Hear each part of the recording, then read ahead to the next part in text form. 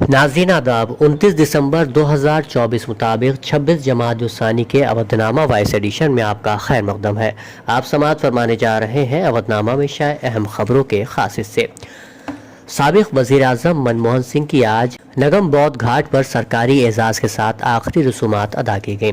صدر جمہوریہ دروپدی مرمو، نائب صدر جگدیپ دھنکڑ، وزیر اعظم نریندر مودی، لوک سبھا کے اسپیکر اوم برلا، وزیر داخلہ امت شاہ، وزیر دفاع راجناتھ سنگھ، پارلیمانی امور کے وزیر کرن رجیجو، بھارتیہ جنتا پارٹی کے صدر جے پی نڈا اور کئی مرکزی وزراء، دہلی کی وزیر اعلیٰ آتشی، کانگریس صدر ملکاراجن کھڑگے سمیت دیگر معززین نے ان کی آخری رسومات میں شرکت کی۔ ان کے آخری سفر کے لیے بڑی تعداد میں لوگ جمع ہوئے، لیکن نگم بودھ گھاٹ پر سخت حفاظتی انتظامات کی وجہ سے جنازے کے جلوس میں گھاٹ پہنچنے کے لیے کانگریس ہیڈ کوارٹر سے تقریباً 11 کلومیٹر پیدل چلنے والے تمام لوگوں کو اندر جانے کی اجازت نہیں دی گئی۔ سابق وزیر اعظم ڈاکٹر منموہن سنگھ کی آخری رسومات کے لیے ایک الگ جگہ مختص نہ کرنے پر بھارتیہ جنتا پارٹی اور کانگریس کے درمیان سیاسی تنازعہ بڑھ گیا ہے۔ کانگریس نے الزام لگایا ہے کہ ہندوستان کے پہلے سکھ وزیر اعظم کی جان بوجھ کر توہین کی جا رہی ہے۔ نیز بی جے پی نے کہا ہے کہ ڈاکٹر منموہن سنگھ کے اعزاز میں ایک یادگار تعمیر کی جائے گی اور اس کے لیے زمین کے حصول، ٹرسٹ کی تشکیل اور زمین کی منتقلی جیسے عمل کو مکمل کرنے میں وقت لگے گا۔ راہل گاندھی نے کہا، آج تک تمام سابق وزراء اعظم کے وقار کا احترام کرتے ہوئے ان کی آخری رسومات راج گھاٹ میں ادا کی گئیں تاکہ ہر شخص بغیر کسی تکلیف کے انہیں خراج عقیدت پیش کر سکے۔ راہل گاندھی نے کہا کہ موجودہ حکومت نے مادر ہند کے عظیم فرزند اور سکھ برادری کے پہلے وزیر اعظم ڈاکٹر منموہن سنگھ کی آج نگم بودھ گھاٹ پر آخری رسومات ادا کر کے ان کی مکمل توہین کی ہے۔ منی پور میں تشدد کا دور ختم ہونے کا نام نہیں لے رہا ہے۔ اکثر فائرنگ اور دھماکوں کی خبر سامنے آتی رہتی ہے۔ گزشتہ کچھ دنوں سے ایک خاص علاقے میں عسکریت پسندوں کا تشدد دیکھنے کو مل رہا ہے۔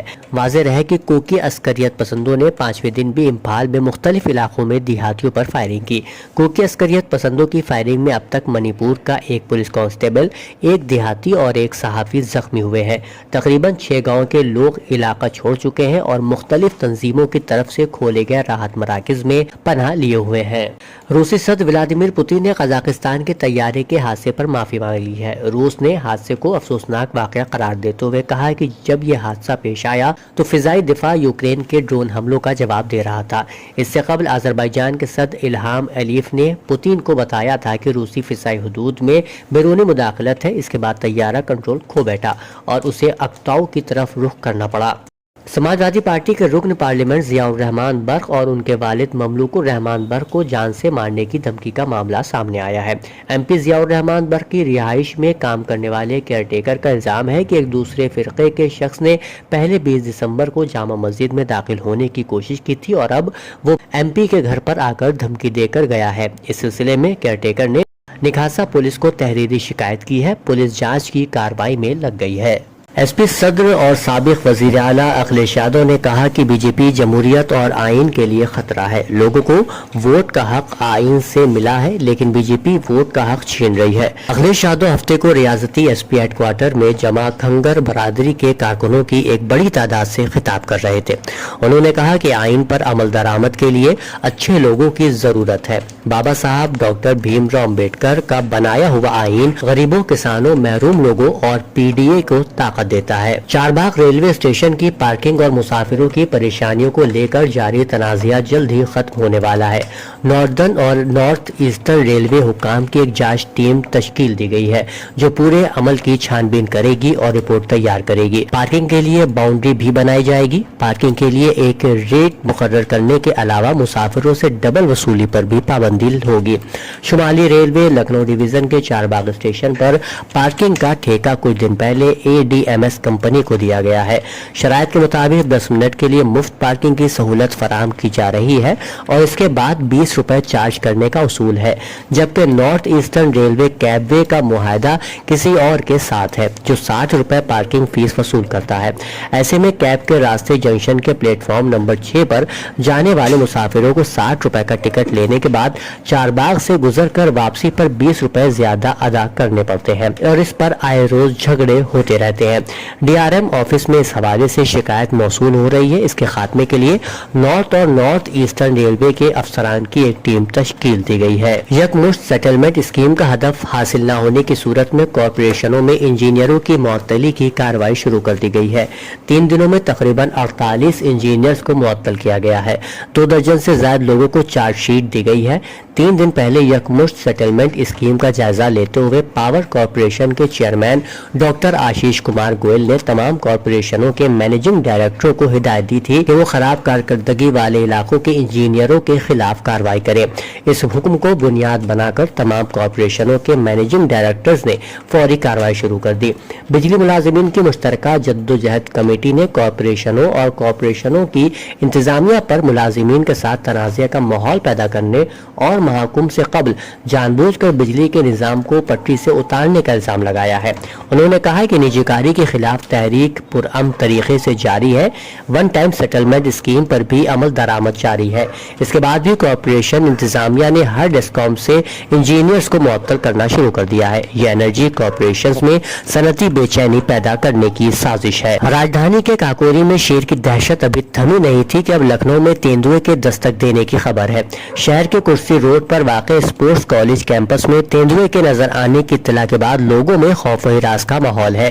تیندوے کے دیکھنے کی اطلاع ملنے کے بعد محکمہ جنگلات کی ٹیم متحرک ہے۔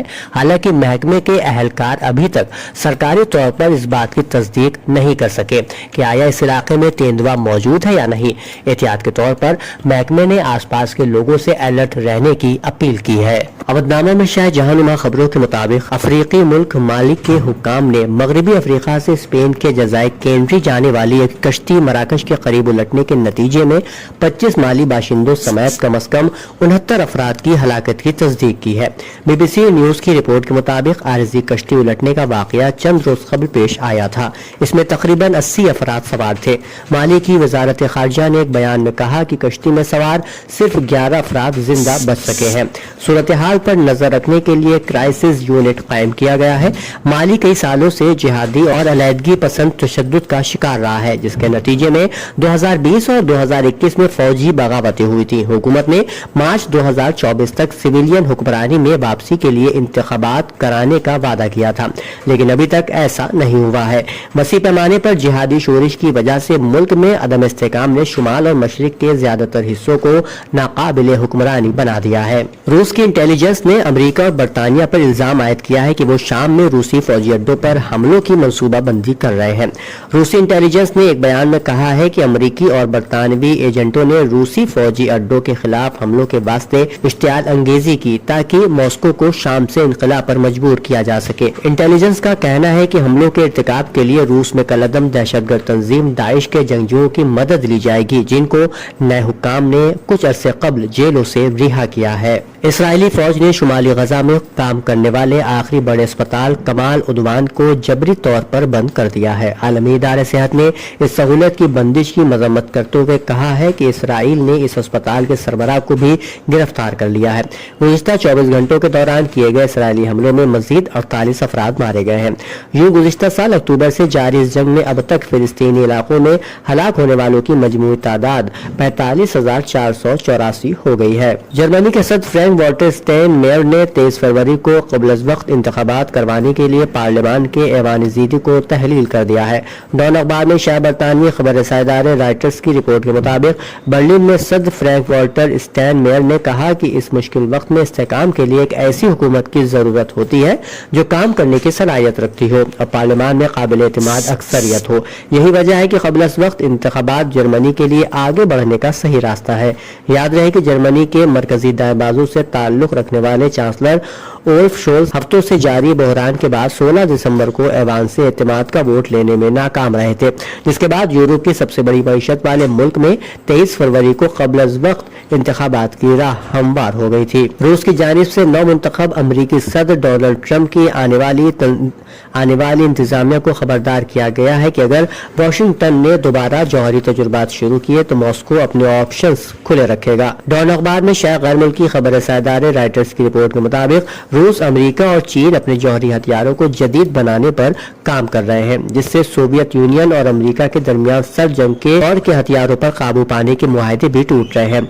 अमेरिका ने जुलाई 1945 में न्यू मैक्सिको के शहर अल्मोगोर्डो में पहला जौहरी तजुर्बा किया था। ताहम दुनिया की दो बड़ी जौहरी ताकतों की जानिब से तजुर्बात की बहाली एक नए और गैर यकीनी दौर का आगाज कर देगी।